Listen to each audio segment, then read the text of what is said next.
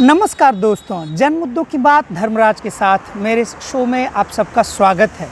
आज मैं जिस मसले पर आपसे चर्चा करने आया हूँ, आपसे विमर्श करने आया हूँ, वह मसला, वह मुद्दा इस देश की आवाम के लिए, इस देश की जनता के लिए बहुत महत्वपूर्ण है। आज मैं आपके सामने एक ऐसे मुद्दे को रखने जा रहा हूँ कि अगर जिसे बहुत दिन तक इग्नोर किया गया, अनदेखा किया गया, तो भारत की जनता के हित के लिए बहुत ही चिंता का विषय है। हम बात कर रहे हैं 2014 के बाद, जब से मोदी जी की सरकार बनी है, जब से भाजपा की सरकार केंद्र में आई है, तब से संसद में एक नई ही प्रथा की शुरुआत हो गई है। संसद में एक कौन सी नई प्रथा की शुरुआत हुई है जिसकी तरफ मैं आपका ध्यान आकर्षित करना चाहता हूं। आप भी सोच रहे होंगे। मैं इसके पहले आपको कि आप बहुत ज़्यादा अपने दिमाग पर जोर लगाएं, आपको मैं ध्यान दिला दूं कि दो बातें संसद में बहुत ज़्यादा बढ़ गई है। संसद की कार्यवाही के दौरान डिस्टर्बेंसेस बहुत ज़्यादा होने लगे हैं, और दूसरी बात,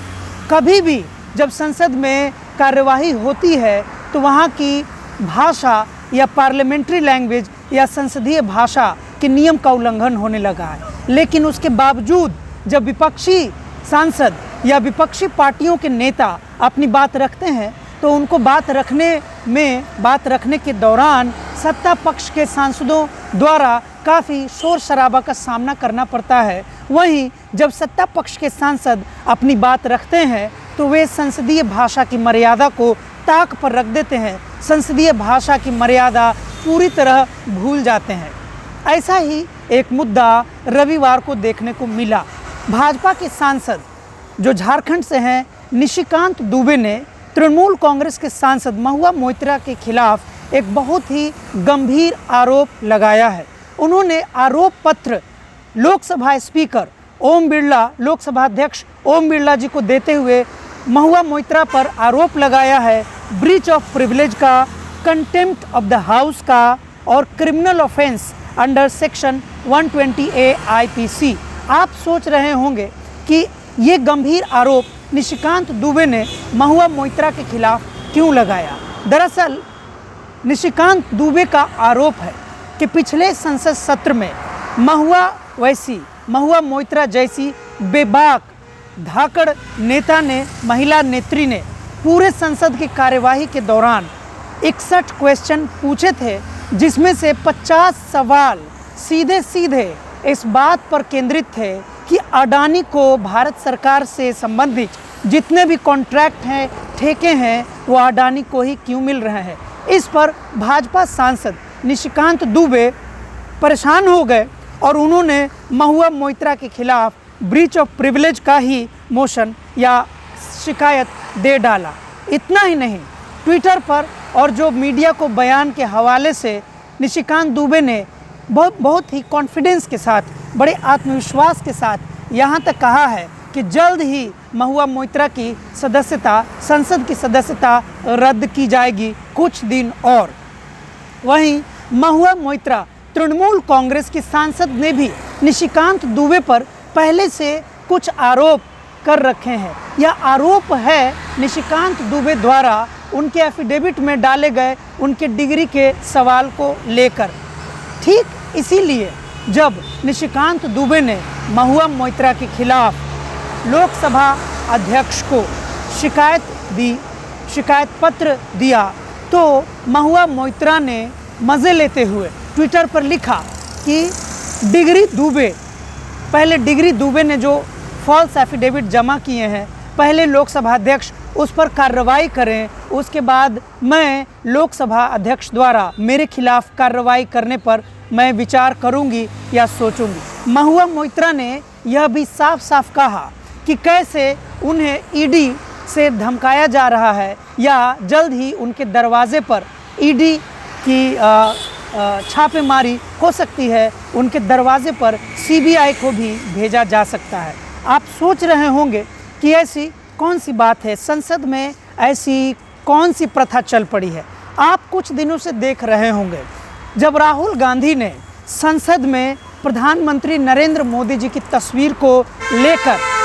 जब प्रदर्शित किया था, जिसमें वे कुछ व्यापारियों के साथ बैठे हैं और एक बड़े जहाज़ में बैठे हुए हैं, तो उसी के तुरंत बाद राहुल गांधी की सदस्यता भी चली गई थी। हालांकि ये अलग बात है कि राहुल गांधी की सदस्यता जाने का सीधा सीधा वो कारण नहीं बताया गया था, लेकिन राजनीति हलकों में यह बात थी कि राहुल गांधी ने जिस दिन नरेंद्र मोदी जी की वह तस्वीर संसद में दिखाई थी, उसी दिन सारे नेता कह रहे थे कि किसी न किसी बहाने से राहुल गांधी की सदस्यता रद्द होगी। राहुल गांधी भी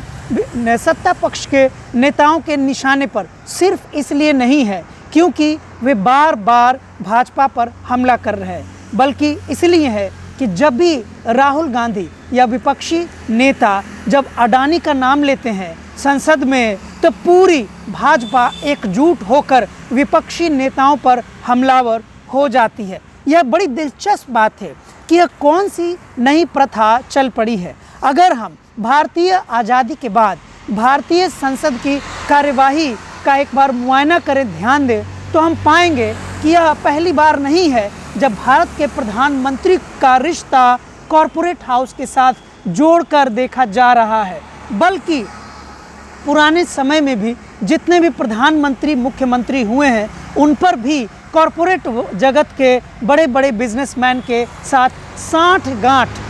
जोड़ने की बातें होती रही हैं और उन पर नेताओं पर आरोप लगते रहे हैं। लेकिन पहले ऐसा कभी नहीं हुआ कि जब भी किसी भी विपक्षी नेता सत्ता पक्ष के नेताओं पर आरोप लगाते थे या किसी बिजनेसमैन को फेवर करने का आरोप लगाते थे, तो विपक्षी नेताओं की सदस्यता को ही रद्द करने की कवायद शुरू हो जाती थी, रद्द करने की बात शुरू हो जाती थी। संसद की यह नई प्रथा है। शायद यही कारण है कि राहुल गांधी ने भारत जोड़ो यात्रा के बाद, या कहें कि 2014 से 2019 के बाद जिस प्रकार से पूरे भारत की आर्थिक व्यवस्था की खस्ता हाल थी, वहीं देश के दो व्यापारी मुकेश अंबानी और गौतम अडानी का विकास हुआ। बल्कि गौतम अडानी का तो इतना विकास हुआ कि पूरी दुनिया के अमीर लोगों के लिस्ट में न केवल शामिल हो गए, बल्कि दुनिया के सबसे अमीर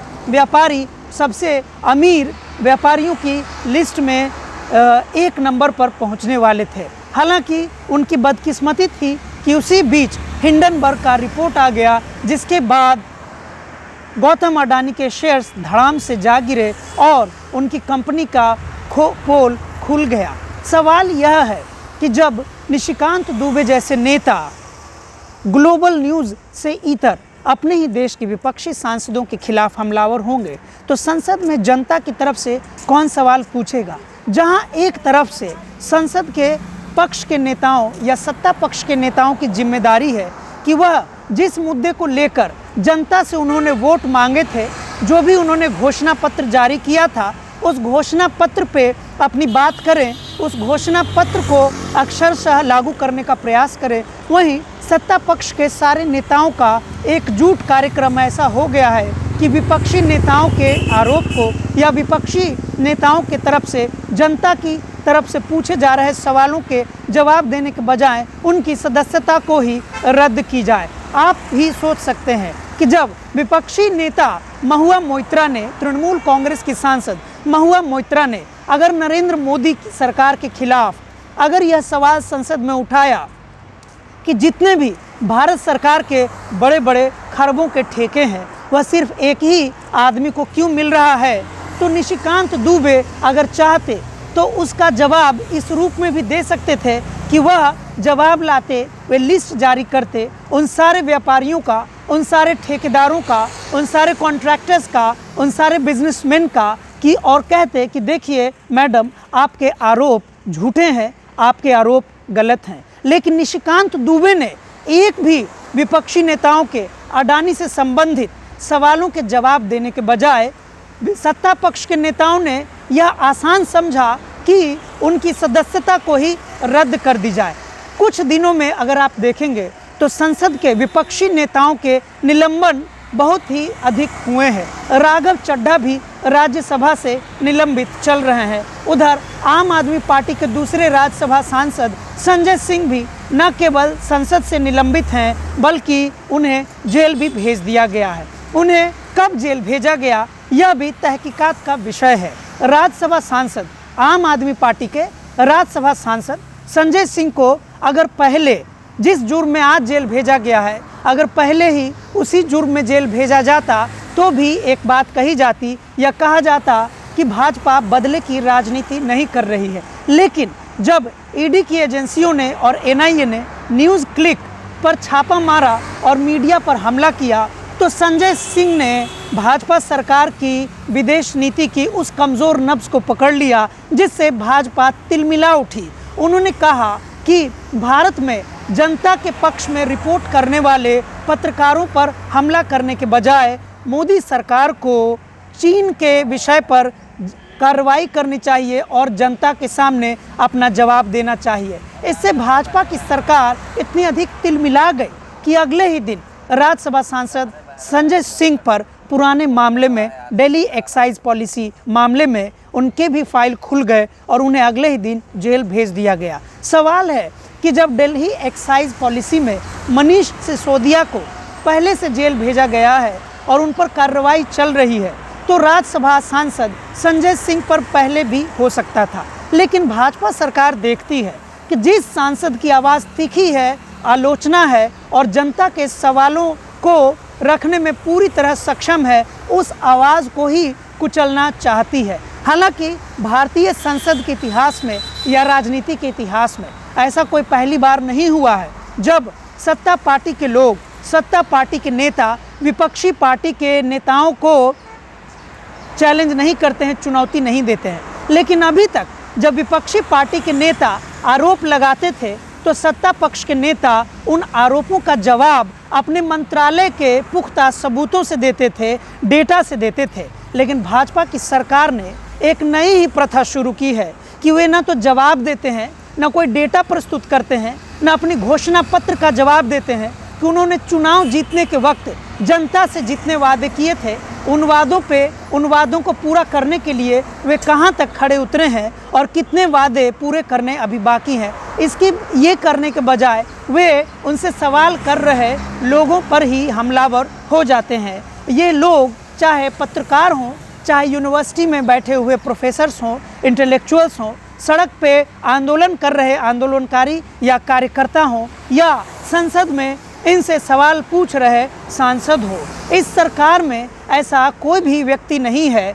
जो सरकार से सवाल करे और अपनी जगह पर सुरक्षित रह जाए, जो सरकार से जन मुद्दों पर सवाल करे और उस सवाल के बदले में सत्ता पार्टी उससे जवाब दे। आप देख रहे होंगे कि निशिकांत दुबे अगर चाहते तो वो विस्तार से, या निशिकांत दुबे क्यों, कोई भी भाजपा के नेता जिन्हें यह बात बुरी लग रही है बार बार, चाहे अडानी का नाम राहुल गांधी ले या महुआ मोइत्रा ले या कोई अन्य विपक्षी नेता ले, जब भी अडानी का नाम आता है, जिस नेता के मुंह से अडानी का नाम आता है, उसकी सदस्यता रद्द होने की बात जनता में आम हो जाती है। इससे सवाल उठता है कि भारत की सरकार मोदी सरकार का है या अडानी सरकार का है। यही सवाल जब भी कोई मीडिया हाउस पूछता है तो उसके मीडिया चैनल को बंद कर दिया जाता है। हाल ही में ट्विटर में एक अडानी से संबंधित एक पूरे कोल स्कैम, जिस पर महुआ मोइत्रा ने भी ट्वीट लिखकर कहा है कि अगर ओम प्रकाश बिरला लोकसभा अध्यक्ष चाहें तो मेरे खिलाफ इंक्वायरी बेशक कर सकते हैं, लेकिन उसके पहले उन्हें अडानी के कोलगेट स्कैम पर भी एक जांच समिति बिठानी होगी, उस पर भी रिपोर्ट जारी करना होगा। लेकिन जैसे ही महुआ मोइत्रा ने अडानी सरकार के कोल स्कैम की बात की है, अभी तक लोकसभा अध्यक्ष ओम बिरला जी की तरफ से कोई भी बयान या कोई भी कार्यवाही का न्यूज़ नहीं आया है। सवाल है कि अगर हम पिछले सत्र में जब से दूसरी बार यानी मोदी सरकार 2 सत्ता में आई है और जब से लोकसभा के अध्यक्ष ओम बिरला जी बने हैं, तो ओम बिरला जी के कार्यवाही को भी एक बार ध्यान में रखा जा सकता है। जब भी विपक्षी नेता सदन में खड़े होने के लिए, बोलने के लिए खड़े होते हैं,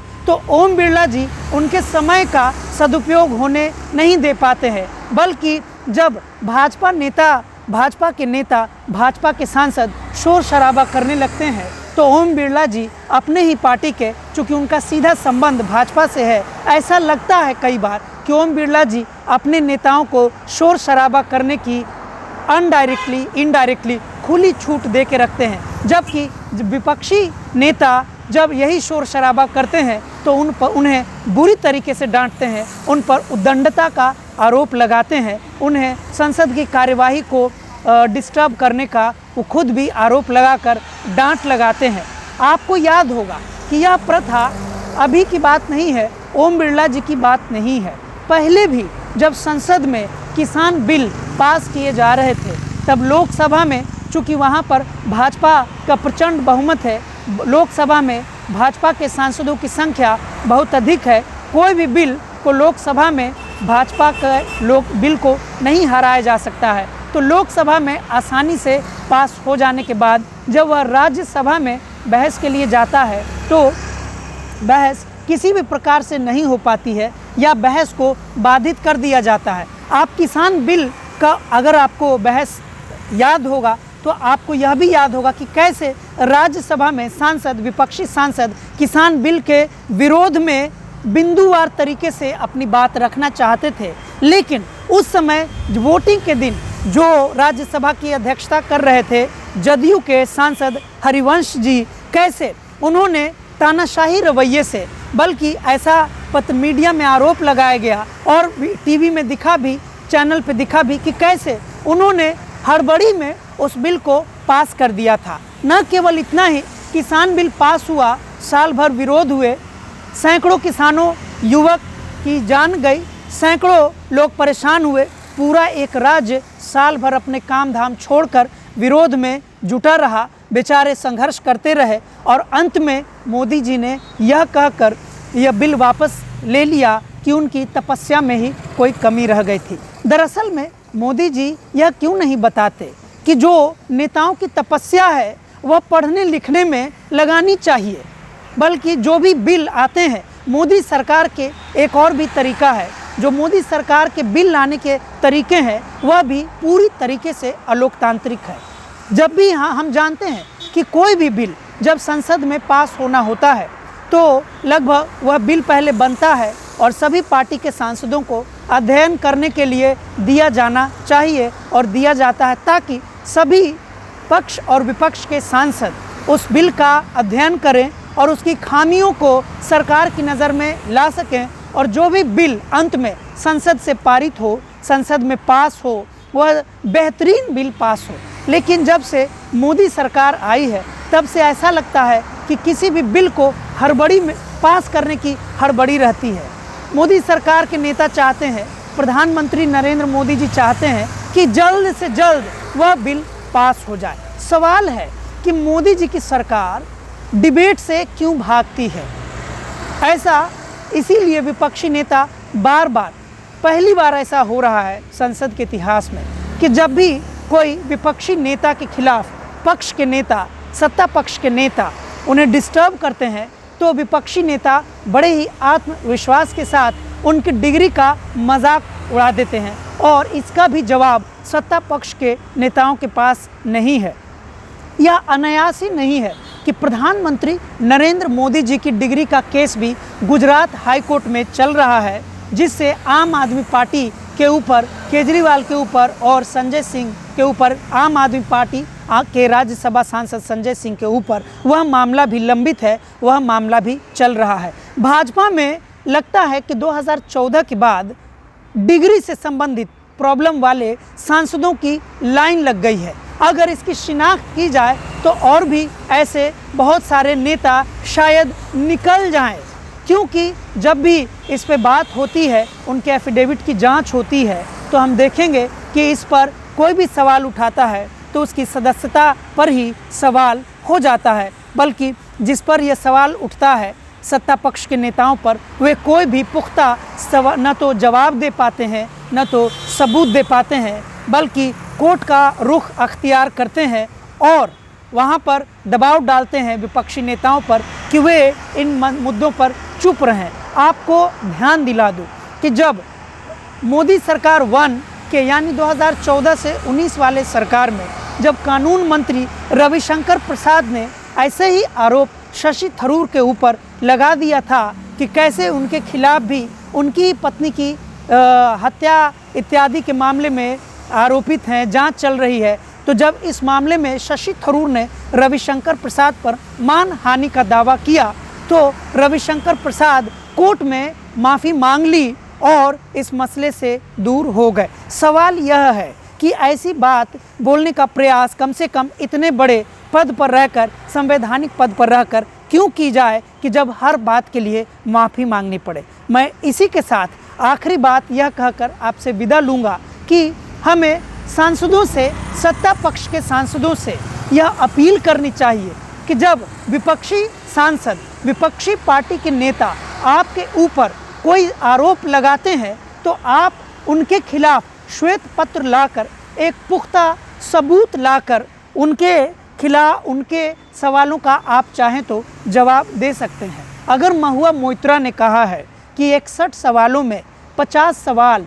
गौतम अडानी केंद्रित सवाल ही हैं, तो इसमें ये कहने की बजाय कि महुआ मोइत्रा